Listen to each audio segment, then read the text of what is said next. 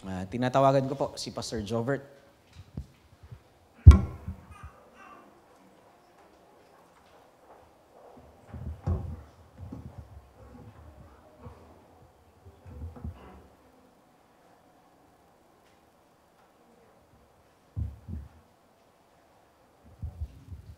Good morning. Medyo struggle pa rin ako sa Tagalog, no? 1 week na kami dito, so I hope naiintindihan pa rin yung Tagalog ko.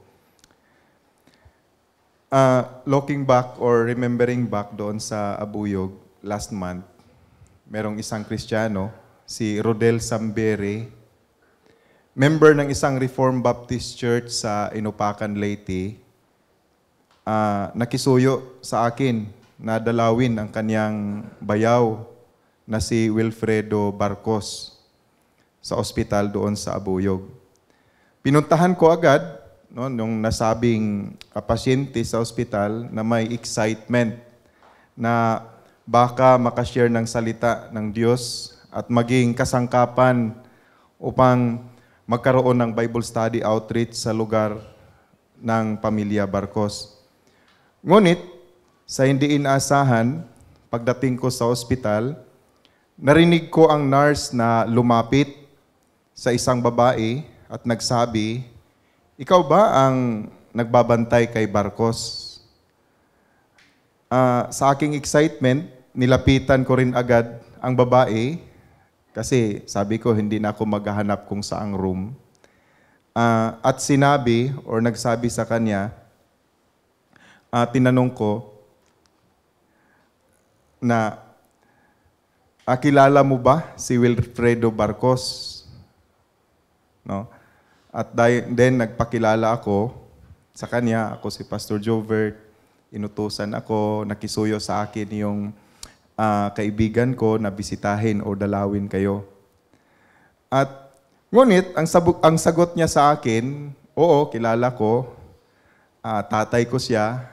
Tapos sabi niya, patay na siya, Pastor. Yun ang sabi niya. Actually, 2 hours lang ang nakalipas. So, hindi ko talaga naabutan. 2 hours lang ang nakalipas nung pagbisita ko doon. Then, nag-ask ako kung pwede ako makapasok doon sa room na kundiin nandoon pa yung labi ng tao. So, pumasok ako sa room. Nandoon ang asawa at ang isang anak ng yumao. Nagpakilala ako at kahit stranger ako sa kanila, nung time na yon ko lang sila na-meet, nadama ko ang kanilang kalungkutan. No, at sa time ng kalungkutan, isang bagay ang nag-dominate sa aking isip. Kasi di ba nag-isip ako kung paano ko i-comfort, ano yung sasabihin ko. So nung pagpasok ko ng room, nagpakilala ako, wala akong sinabi kaagad. Umiyak din sila. So nag-isip ako, ano ba ang ibibigay kong tema para pag-comfort sa kanila? So ang nag-dominate sa mind ko, yung resurrection. Yung pagkabuhay muli ni Kristo at ang kanyang promise of resurrection bilang tunay na pag-asa. So yung kanyang promise of resurrection, yun ang tunay na pag-asa ng mga mananampalataya. Napakalungkot isipin na tayo ay natalo ng kamatayan. Actually, yun ang katotohanan. Tayo ay talo ng kamatayan. Walang sinumang mayaman o makapangyarihan na makakatalo ng kamatayan. Talo tayo ng kamatayan. Hindi natin kaya ang kamatayan. Mamamatay talaga tayo. Yun ang katotohanan. Ngunit napakasayang tingnan na tinalo ng ating Panginoon ang kamatayan. So dito sa ating text, sa binasa kanina, biglang umikot ang istorya patungo kay Pedro tungkol sa istorya ng dalawang pareho binangon. Ito yung ma-observe natin dito sa text. Merong dalawang istorya ng pareho binangon. Sa verse 34, mabasa natin, sabi dito, tungkol kay Eneas, ani Pedro, pinagaling ka ni Hesukristo. Tumindig ka't ayusin mo ang iyong higaan at tumindig siya agad. Then sa verse 40 to 41, tungkol naman kay Tabitha or Dorcas. Pinalabas ni Pedro ang lahat, siya'y lumuhod at nanalangin. Pagkatapos humarap siya sa bangkay at sinabi, Tabitha, bumangon ka. Dumilat si Tabitha at naupo nang makita si Pedro. Hinawakan ni Pedro ang kanyang kamay at tinulungan siyang tumindig. Pagkatapos, tinawag niya ang mga banal at ang mga babaeng balo at iniharap sa kanila si Dorcas na buhay na. Now, ano ang katotohanan na nakaloob sa dalawang istorya tungkol sa pagbangon? Ito yung hina-highlight dito yung isang paralitiko ba yon? Yung paralyzed, si Aeneas, at saka yung isang patay, si Dorcas, pareho binangon. Now, ano ang katotohanan na nakaloob sa dalawang istorya tungkol sa pagbangon? Verse 35 at verse 42. Sinabi dito sa verse 35, nakita siya ng lahat ng naninirahan sa Lida at Saron at nananampalataya sila sa Panginoon. Nabalitaan yung istoryang yon. Then verse 42, nabalita ito sa buong Joppe or Joppa, kaya't marami ang sumampalataya sa Panginoon. Ano ang katotohanan na nakaloob sa istoryang ito? Pinatunayan sa dalawang istorya na ito ang resurrection. Ipinakita dito. At ang patunay na iyon ay naging dahilan na kanilang pananampalataya sa Panginoon. Yun ang resulta. Dahil nakita nila yung kapangyarihan na ipinakita ng Panginoon sa power of resurrection, doon sa pagbuhay muli at doon sa pagbigay ng kalakasan para makalakad si Aeneas, yun ang power of resurrection. Nung na-assure ang mga believers sa resurrection, anong nangyari? Nanampalataya sila sa Panginoon. Now, ito yung malaking hamon ngayon sa atin sa umagang ito. Dapat harapin natin o harapin ng mga mananampalataya ang kanyang buhay bilang may paniniwala sa resurrection. Kasi minsan yung resurrection nakakalimutan na natin. Minsan hinarap natin yung ating mga concern sa buhay, yung ating mga problema, na parang walang pananaw sa resurrection. Minsan hindi natin na-connect. Ano ba yung connection ng resurrection sa problema natin? Ano ba yung connection ng resurrection sa lahat ng mga hinarap natin sa buhay? Minsan, dinidisconnect natin. So ngayon, ang hamon sa atin, dapat harapin natin ang ating buhay dito sa lupa bilang may paniniwala sa resurrection. Now, ang tanong, paano gamitin ng mananampalataya ang kanyang paniniwala sa resurrection?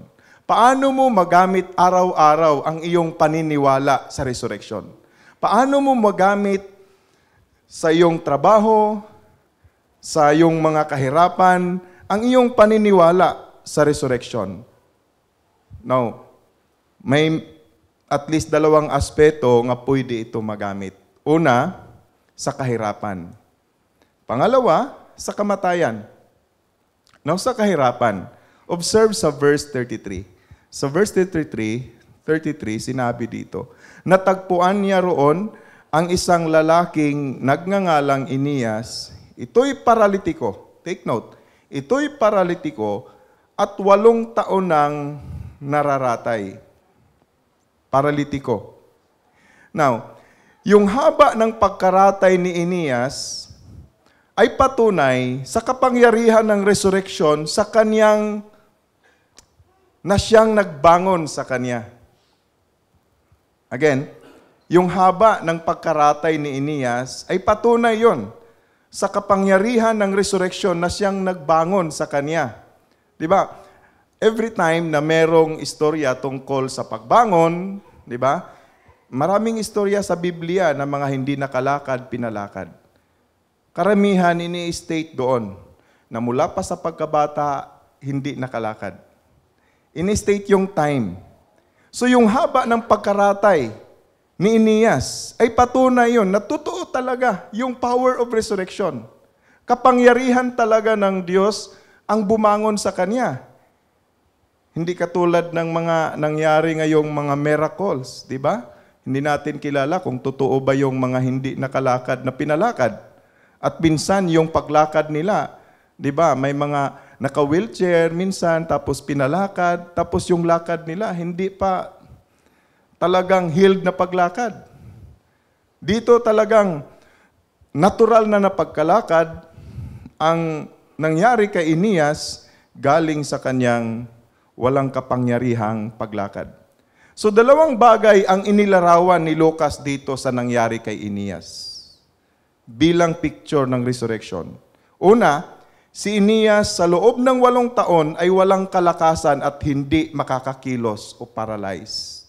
Ini-emphasize dito sa verse 33. Pangalawa, si Aeneas kailangang makaalam na ang lakas ay galing lamang sa power of resurrection. Tingnan nyo sa verse 34. Aeneas, alam mo, 8 years kang hindi nakalakad. Alam mong wala kang kapangyarihang lumakad. Pero ngayon, verse 34, Ani Pedro, pinagaling ka ni Jesucristo. Dapat malaman mo to. Wala kang kapangyarihan sa sarili mo. Hindi ka makakalakad. Hindi mo kayang mamumuhay dito sa lupa. So lahat ng mga kalakasan na meron ka, lahat ng ability na na-perform mo, sabi dito, tumindig ka at ayusin mo ang iyong higaan at tumindig siya agad. Ano yung ipinakilala dito ni Peter kay Aeneas? 8 taon siyang paralyzed. 8 taon siyang walang magawa. 8 taon siyang hindi makatindig. Sabi ni Pedro, pinagaling ka ni Jesucristo. Yung iyong inability ay nagpapakita sa ability ni Christ. Yun ang dapat makita natin kay Panginoong Jesus. Ano ang gusto kong ipapahiwatig dito? Ito lang ang punto ko. Ang Diyos minsan ay gumagamit ng mga sitwasyon sa ating buhay na kung saan ang ating lakas at kakayahan ay walang magawa. Kailangan natin yon.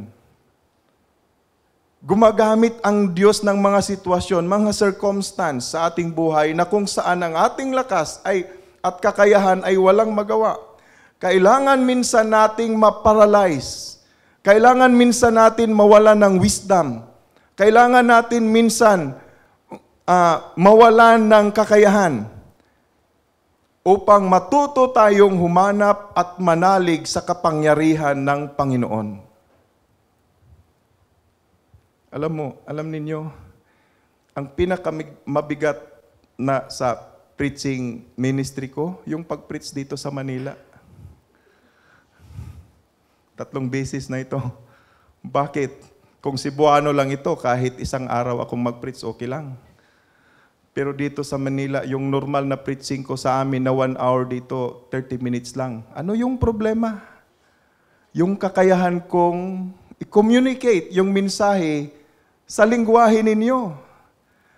At dahil wala na akong kakayahan, minsan gusto ko ngang umayaw pero privilege ito, di ba?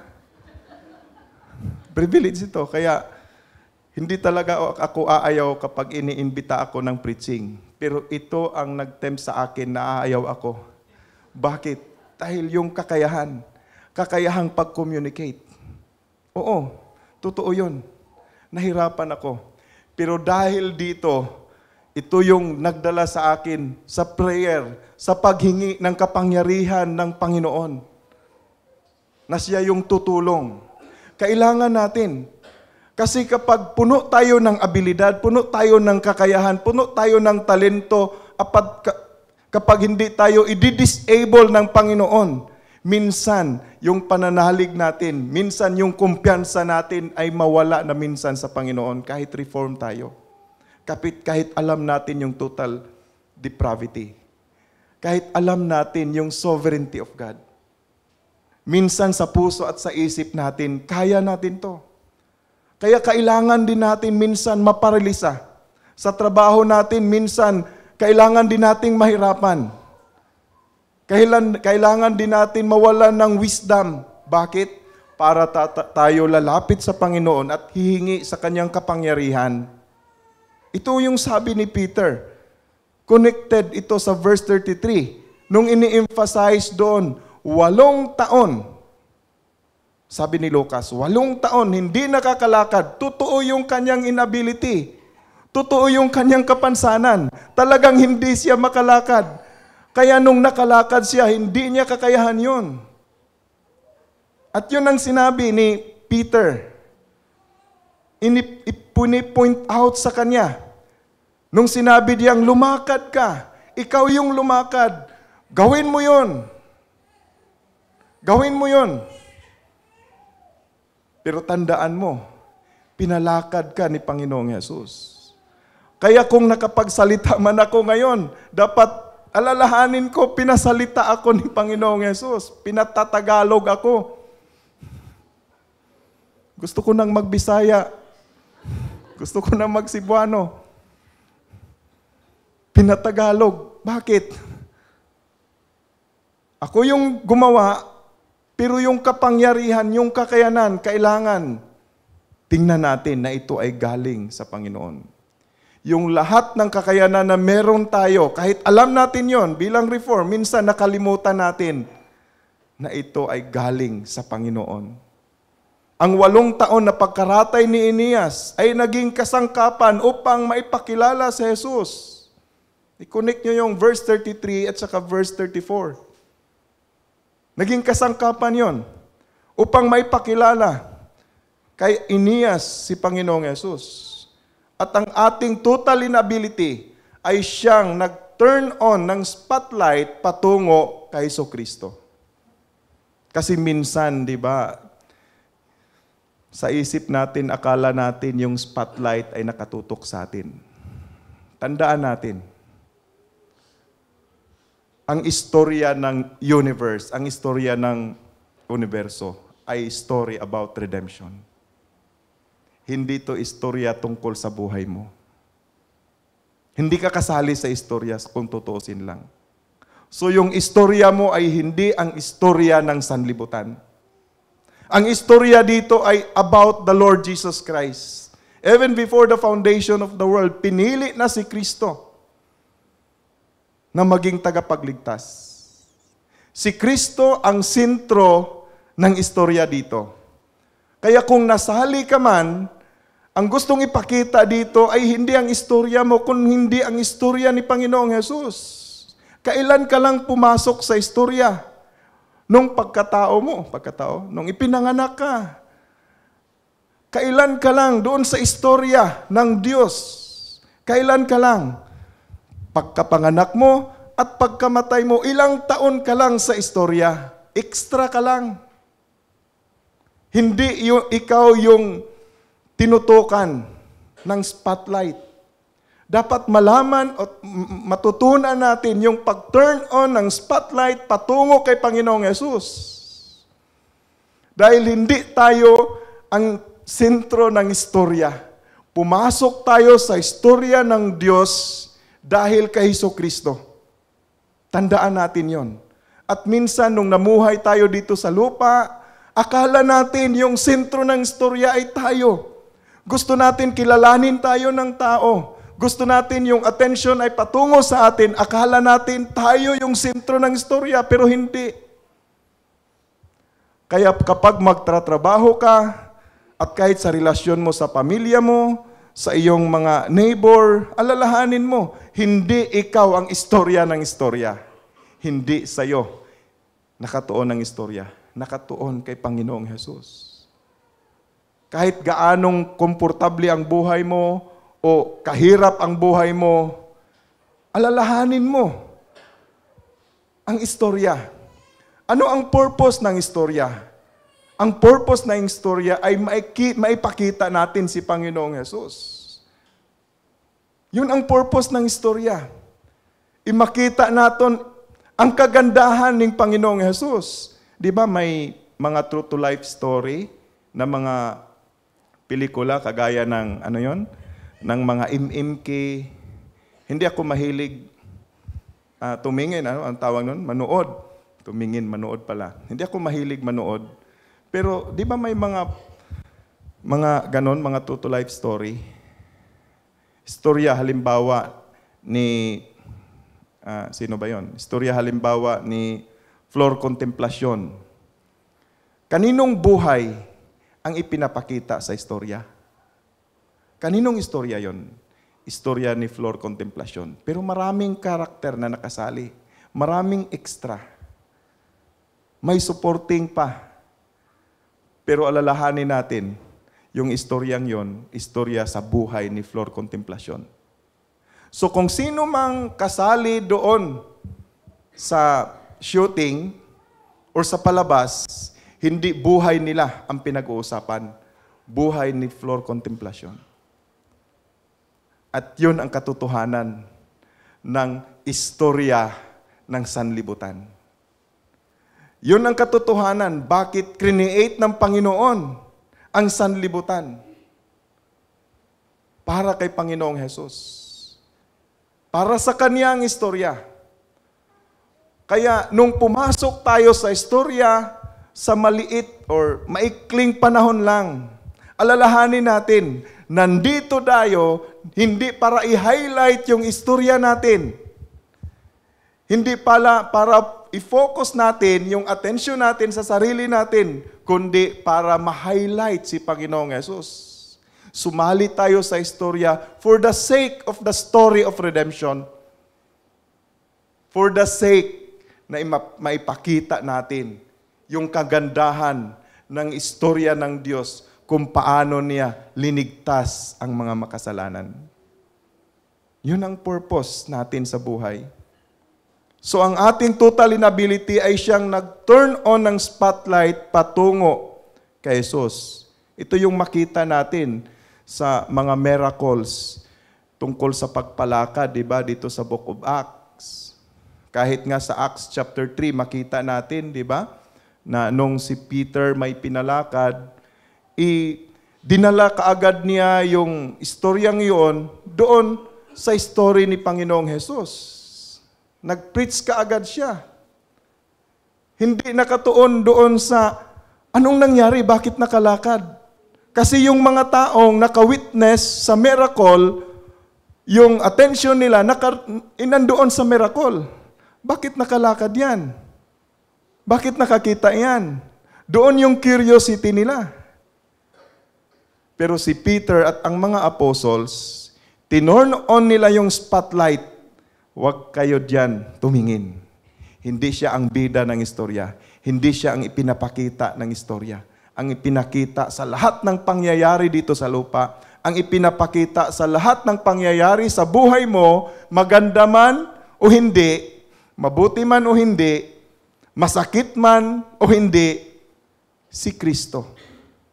Siya yung ipinapakita. Kaya nga sabi ni Peter kay Aeneas, si Panginoong Hesus ang nagpapalakad sa iyo. Kaya mga kapatid, totoo, di ba? Kailangan natin i-paralyze. Kailangan natin humantong doon sa punto na makita natin na wala talaga tayong magawa. Pero ang hamon dito, huwag mong gawing paralyze ang iyong sarili sa kahit anong kahirapan. Lumingon ka at itutok mo ang iyong spotlight palayo sa iyong sarili. Kaya nga, sabi ni Siring Cebuano yun, waray-waray yun. Sabi ni Peter, bumangon ka. So ang iyong labis na pagsimpatiya minsan sa iyong sarili ay siyang totoong nagpapahirap sa iyo. Kaya nga, bumangon ka at huwag mong pakinggan ang iyong sarili. pakinggan mo si Jesus. Alam mo ba yun? Bakit tayo nagkakaproblema? Bakit tayo naghihirap? Dahil sa sobrang simpatya natin sa sarili natin. Di ba? Doon ang problema. Kaya sabi ni Pedro, bumangon ka. Kasi, alam mo, si Nia sa time na ito, di ba, 8 taon hindi makalakad. Totoong paralyzed talaga siya. So, siyempre, yung paniniwala niya, hindi ako makalakad. Yun ang paniniwala niya. Inong binigyan na siya ng kapangyarihan ng Panginoong Hesus sa paglakad, pwede rin yun. Paniniwala niya, paralyzed ako. Doon lang. Hanggang doon lang. So kung hanggang doon lang, kung paniniwala niya pa rin, kasi 8 taon na siyang hindi makalakad, hindi siya makalakad, lalakad ba siya? Hindi.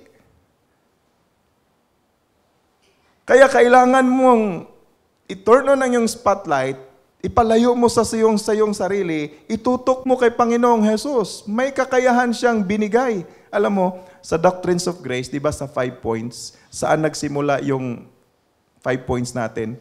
Total inability. Pero saan nag-end? Perseverance of the saints. Perseverance of the saints. Bakit? Because of the irresistible grace of God. Total inability, then, yun. Kasi wala kang magawa, minahal ka ng Panginoon. Unconditional election. Tapos binayaran ng kasalanan mo, particular redemption, di ba? Or limited atonement.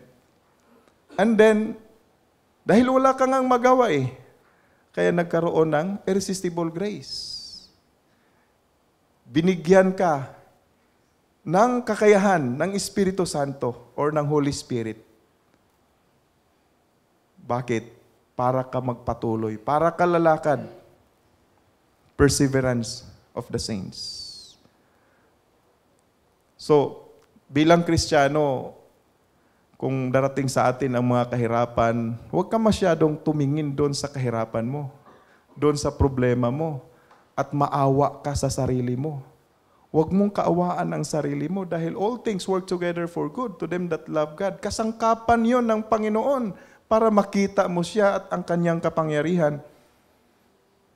So ang pagkilala kay Jesus at ang paglingon sa Kanya bilang Panginoon at tagapagligtas ay siyang totoong kalakasan. Alam mo, kahit ano pa yung kahirapan natin dito sa buhay, hindi tayo kaawa-awa. Bakit? May resurrection Mayroon tayong pag-asa kay Panginoong Hesus.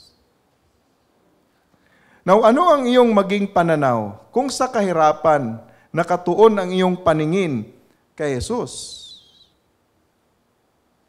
Now, punta tayo sa pangalawa.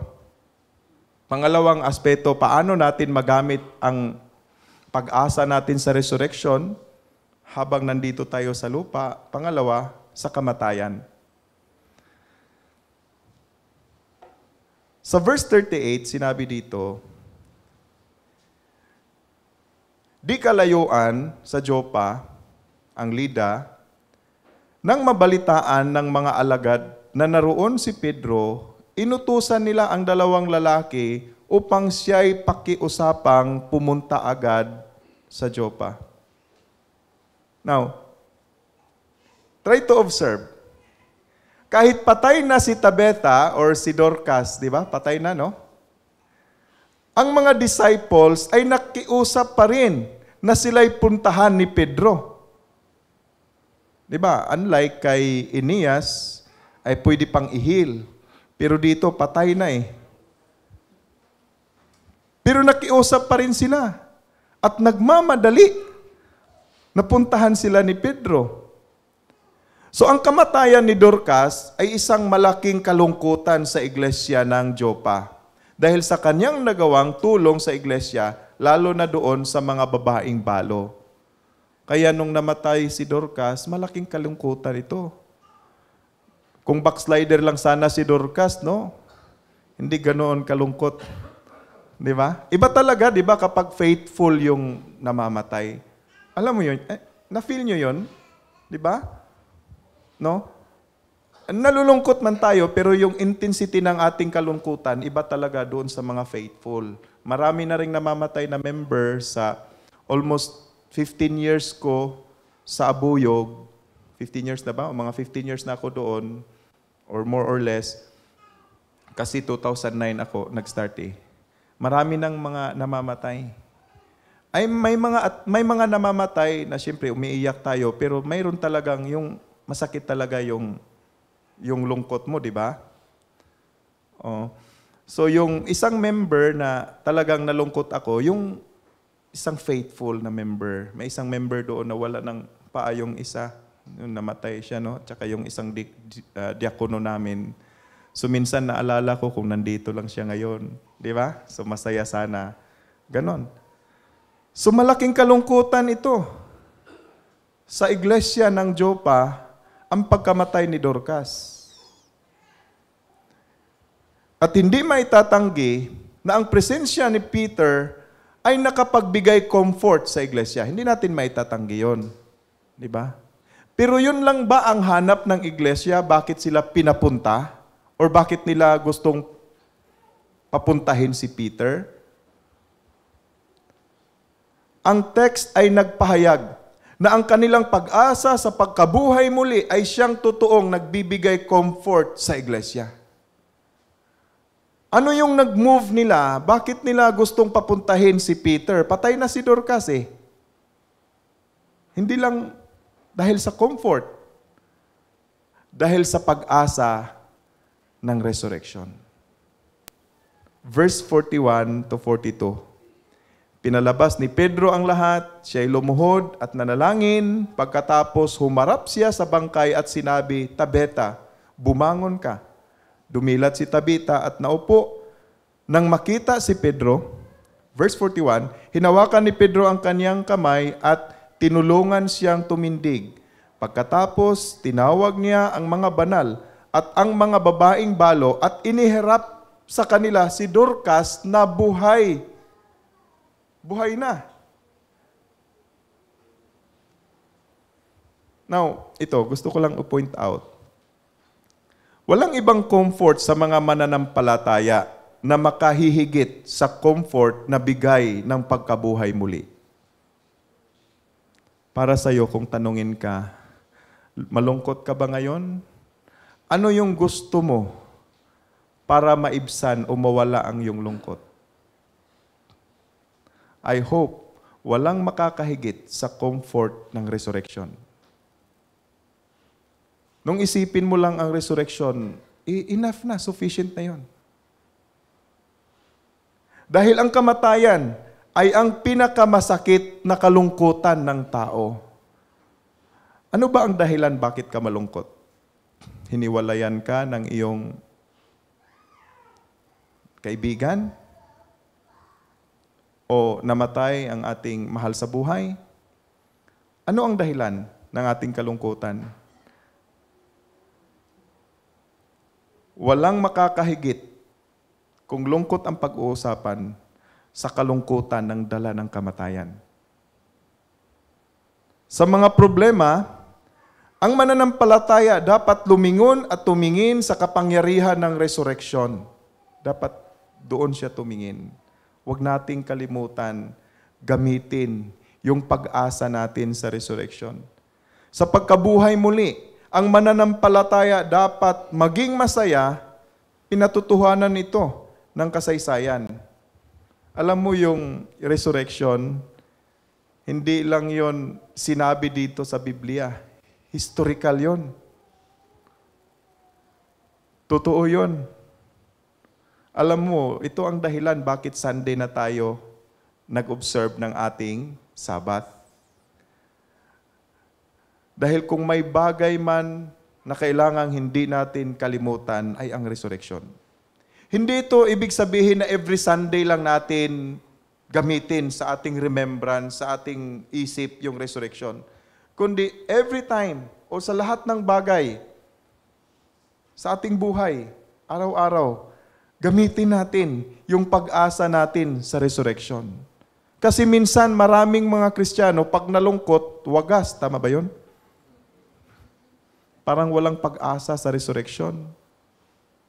Yung mukha parang walang pag-asa sa resurrection. Paano mo ginamit yung pag-asang yon?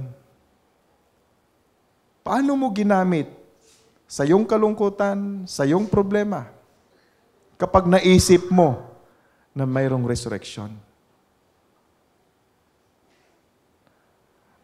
Minsan, nung maliit, di ba, maliit pa ako, yung pinaka-exciting part ko, kapag bibisita na yung mga, yung mga cousin, yung cousin? Mga pinsan ko, no? Tapos minsan, pag bakasyon, kung hindi kami yung bibisita sa kanila, sila yung bibisita sa amin. So minsan, kapag sabihin, okay, bibisita dito yung mga pinsan natin, next week, so, di ba excited, no? Tapos may time before next week na medyo malungkot ako, nung maliit pa ako, minsan may mga, di ba, may mga away-away. Kapag ma-remember ko, next week bibisita yung mga pinsan ko. So biglang nag-turn yung aking kalungkutan into joy. Kasi may ina-anticipate ako, may hinihintay ako. Yung hinihintay ko, yung pagdating ng mga pinsan ko, masaya ito. Pero ilang days lang sila sa amin. Yung hinihintay kong pagdating, alam ko, ilang days lang. Or ilang weeks lang. Ang hinihintay natin na dumating yung resurrection is good for all eternity yon. Hindi yon pang ilang araw yan lang. Minsan yung ating pag-asa sa resurrection, minsan tinalo sa ating mga kalungkutan dito sa lupa, sa ating mga kahirapan. I hope ito yung mag-inspire sa atin na kahit sa kahirapan sa buhay, ipatuloy pa rin natin dahil tayo ay may pag-asa sa resurrection. Sa masteral namin, tingnan namin yung syllabus, ang daming mga requirements. Meron kaming mga papers. Tapos may ipapasa simula na ngayong Monday. So minsan, sabi ko, ayaw ko na. I-one sem na lang ako. So kailangan kong tapusin. Pero maraming challenges sa buhay natin na minsan umaayaw tayo. Di ba? O ilang mga assignment, hanggang March yon. Ipag-ayawan ko, pagkatapos ng March, sayang. Hindi mo matapos. Marami tayong mga hindi tinatapos na mga bagay, mga responsibilities dito sa lupa. Ano yung nag-inspire sa atin? Paano mo ginamit ang resurrection? Kapag ikaw ay may pananaw, may hinintay, yun, nag-persevere ka sa kahirapan dahil alam mo, saan ito hantong? Doon sa resurrection, doon sa pagbalik ni Panginoong Yesus. Dito lang to. Sa paraang ito ko mag-glorify yung Panginoon na mag-resurrect sa akin. Yung Panginoong nabuhay muli. Kaya tayo nagpatuloy sa kahirapan. Dahil nung tiningnan natin yung kamatayan, yun ang pinakamahirap, yung kamatayan. Pero may dumaig, may nanalo sa kamatayan, si Panginoong Yesus. So ang hamon ko mga kapatid, sa kahit anong problema sa buhay, tandaan mo, kahit gaano pa kalaki ang problema mo, wala naman sa atin dito, walang problema, no?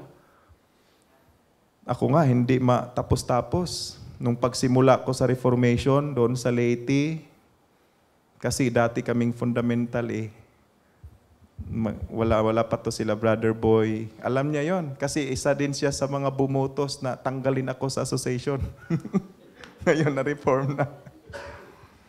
Di ba? Ang hirap nun. Minsan maraming mga slander na mangyayari, kahit anong mga istorya, di ba?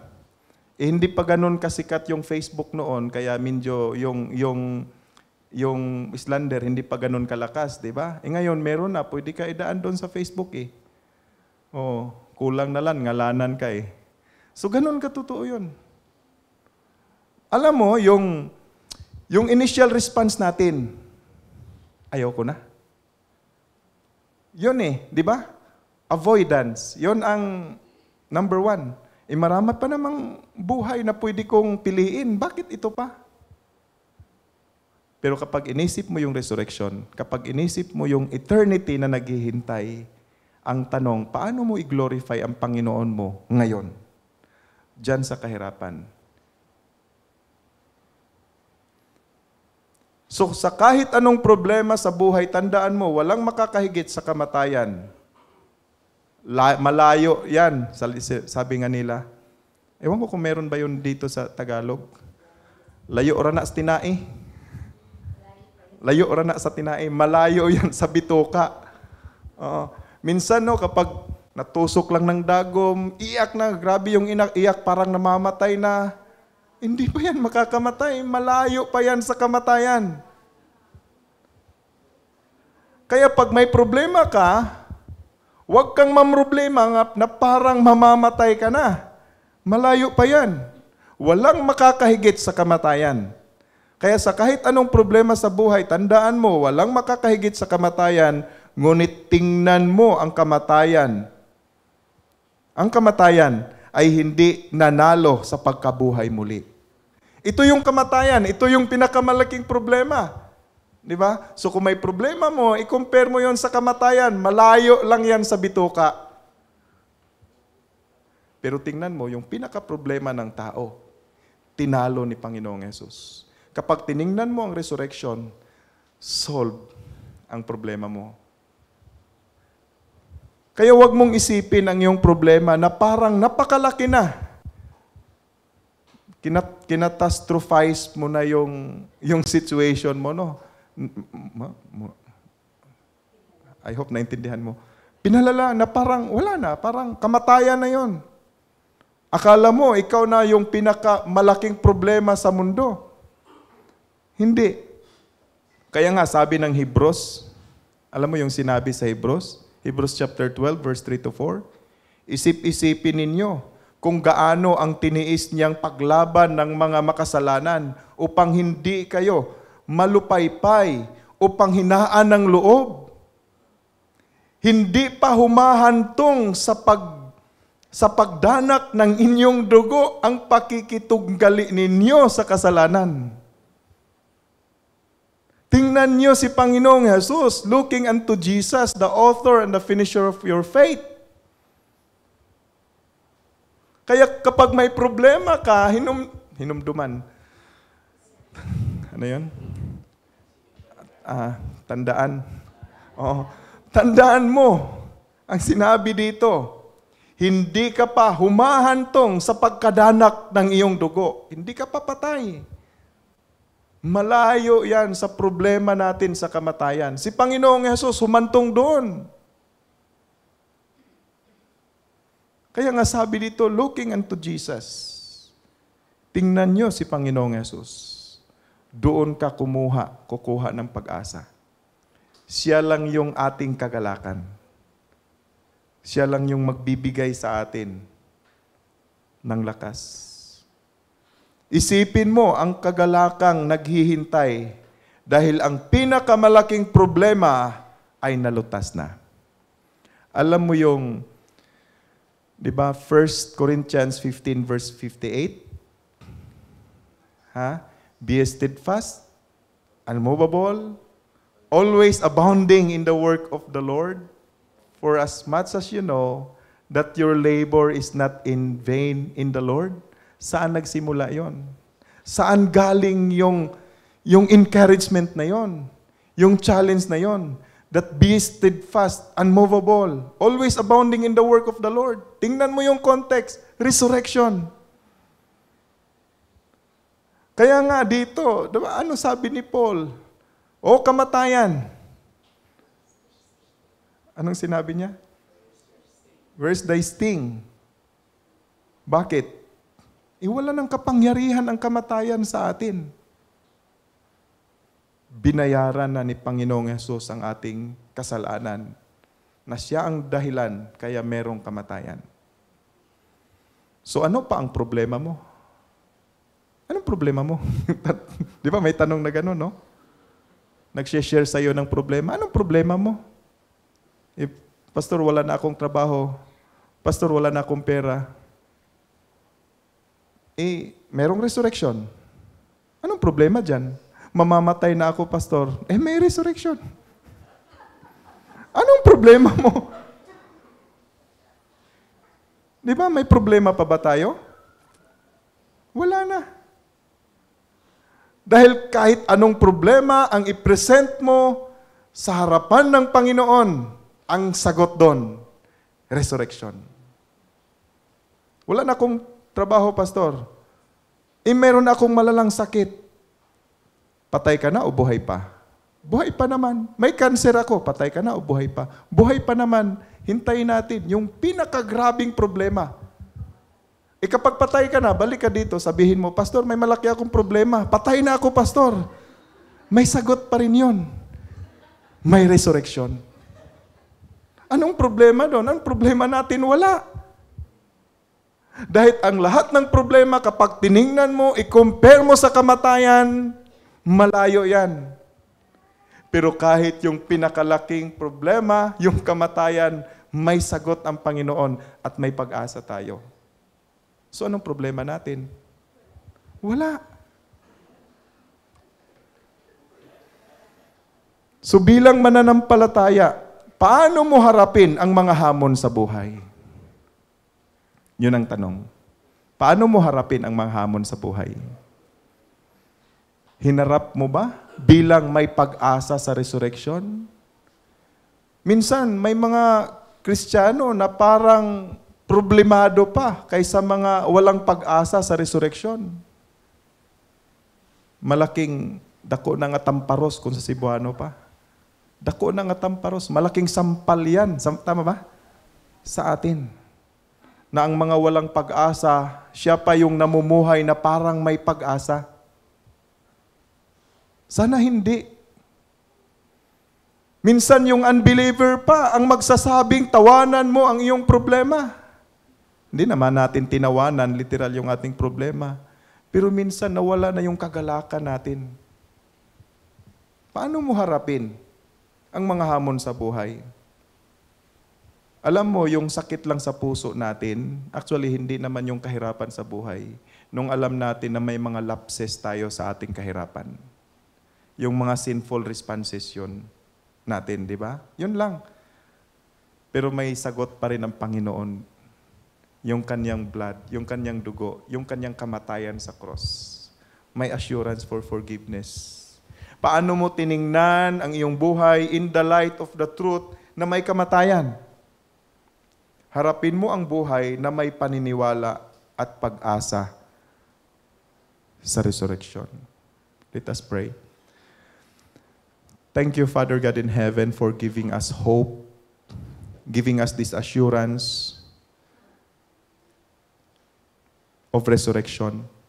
Help us, O Lord, to really trust on the Lord Jesus Christ and to look on Him as our joy because of the assurance that He rose from the dead. And those who believe in Him will have assurance that He will rise, they will rise from the dead. And we pray, Father, that you will help us to use this truth, O God, in our daily lives, in facing every trials and concerns, problems in life, O God. In Jesus' name, amen.